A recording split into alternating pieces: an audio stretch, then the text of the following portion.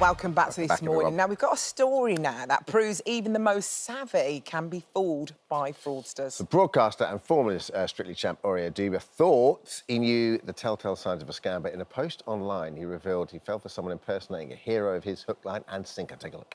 I got an email from the Mel Robbins podcast team. It was from Mel. I told Mel everything. I never thought I'd be the person that was going to be scammed. Oh, didn't mention the fact that I got another email from fake Mel asking me a whole bunch of questions. Really deep digging. And it made me think, if I was more vulnerable, if I was older, if I didn't know anything about this world, and I had sent all of this information, you start finding yourself in the middle of a hole that you don't even know how to climb out of. Oh, Ray joins us now. Morning. Ray, I'm telling you, this is crazy that you, of all people, have been scammed like this. And I know you're a massive fan of Mel Robbins, like we all are. Yeah, I'm crazy about Mel Robbins. And Can you explain who Mel Robbins, to people that don't know who Mel Robbins? Well, she's been on the sofa quite recently. She's a motivator, isn't she? She's an incredible person. She's a self-development hero. She wrote this book, The Let Them Theory, that she came on to promote only a few months ago. And essentially, I found her at a point in my life where I was kind of very vulnerable. I was needing someone to help me find the tools to get out of something very difficult. And immediately, a lot of uncertainty. Essentially, it's about finding ways to not let other people control your emotions, your actions and your behaviours. And immediately, I felt lighter from this woman and the tools that she was. So she's probably helped you, right? It was somebody you needed at that time, wasn't it? Totally transformed my outlook on my life, yeah. So she came in at a place where I really needed her. And there you were, you went on Loose Women to talk about it because it was so life-changing for you, wasn't it? Yeah. In January this year, I was promoting being on Chitty Chitty Bang Bang, and I went on Loose.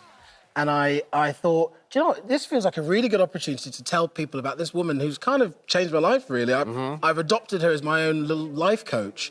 And at that point, I was just beginning a kind of new self-development and really finding out a bit more about myself. And essentially, when you're quite vulnerable, if you find something that helps hook you out of a difficult place, it's really, really powerful. Sure. So I actually reposted that interview after she'd been on this sofa, after she'd done an interview with Davina on her podcast and Fern Cotton on her podcast. I'm surprised you haven't met her. Well, here was the thing. I was like, hold on, she's been in the country, she's on a tour. I'm her #1 fan. Yeah. Where's our meet-up? So I reposted that interview. So what happened then? So after that, then my agent got an email from what we believed was Mel Robbins.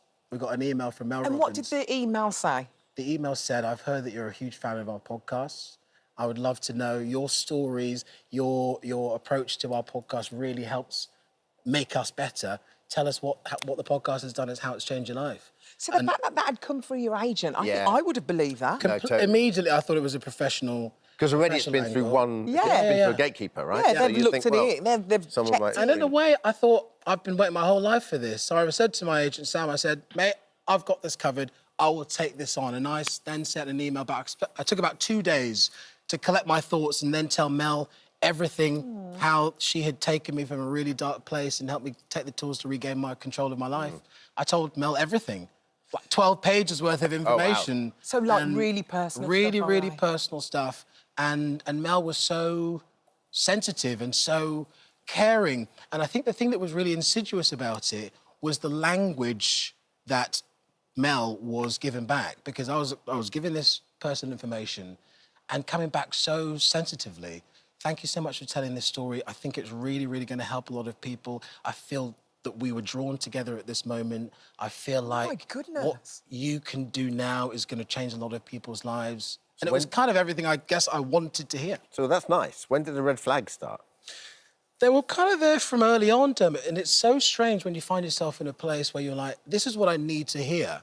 I actually feel like there was a perfect cocktail of my vulnerability, connection, and a hint of desperation, because I was desperate to meet this hero of mine, and the language was so kind of connected. It really made me feel like there was somebody who was kind of bringing out this olive branch to me. And you know, me and our family have been through a lot recently, and even at the point where I got a second email inviting me to be on Mel Robbins' podcast, it was on the day that we were going to plant a tree in honour of my sister. We lost my sister 3 months ago. They took their life. So you were actually grieving as well. We were grieving. A lot of grief. We were grieving, and I felt like a sign. It felt like it was exactly the point that Mel should come into my life and offer this incredible opportunity, which is when the tears went. And at that point, you've seen red flags, you've seen things that you think are a little bit untoward, but you go, here's everything I knew was headed my way, I'm in. And that's the hook. That's how they get you. So because they're preying on that vulnerability. I guess my question is, What do they what want? do they want? What do they want? What do they want? Who knows what they want? Did they ask you for any money at all? At this point, I mean, this correspondence has been going on for about 3 weeks. So beyond that, right? they were They know kind of everything in. about you? There was another email. They were asking questions about. They wanted to know about if I'd had a podcast. They wanted to know where I lived. There was a lot of kind of personal information that they wanted to know. I twigged kind of at this point. Okay. But it made me think. Just at that point, when I put that video out, it made me think. Had this gone on longer, had I not had a professional idea about how this worked and thought to go to the Mel Robbins official website and check out the official email address, I probably would have carried this on to the point that we've got a genuine connection. agree. I'm going to do everything I need to do to continue this because I'm desperately hoping and knowing that I'm going to get on that And you was in podcast as a a guest at dark one point. place at that time Yeah, as well. so it was so What do you easy. think that would have involved? A financial transaction, or? Well, let me put it this way. There was a point where fake Mel was asking me where I'm from. And I had convinced myself that was because she wanted to know where to book the flight from to send me over to Boston to be a podcast guest. Do you know what? I think they were fishing. I think that Fishing. was a phishing Yeah. scam. They Yeah, were it could fishing well have been. for information. And the thing that's really terrifying is because it's not unusual, the scamming, whether it's phishing, whether it's, I've been hearing so much about Jordan Stevens talking about sextortion with boys who have low self-esteem, they're looking for that connection, and immediately they find people online who are preying on that vulnerability, and they're giving information away, they're giving images away, and before they know it, they're in a shame bubble, a shame hole that they can't get out of. It's just so insidious. It's so prevalent, and it's really, really terrifying. Because as you said, Alison, I don't think I'm stupid. All right, what were you? They So got how me did you hook, work line, and out? How did sinker. you work out? Was it like the extra L, or you going on the website and realising, there's no way that they use the right address, or I don't know. How did you work? In my case, the last straw was having gone through my agent, fake Mel, because for a long time I've been saying Mel, and it just seemed really bizarre.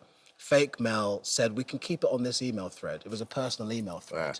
We can keep all the information here. We don't need to go anywhere else. And I thought, I just don't think that's... Even coming here, there's a professional element. There's a researcher, go through the agent. Yeah. I thought that's just not how I thought it would happen. So I thought before I committed myself, and like I said, it was a really important family affair happening that day.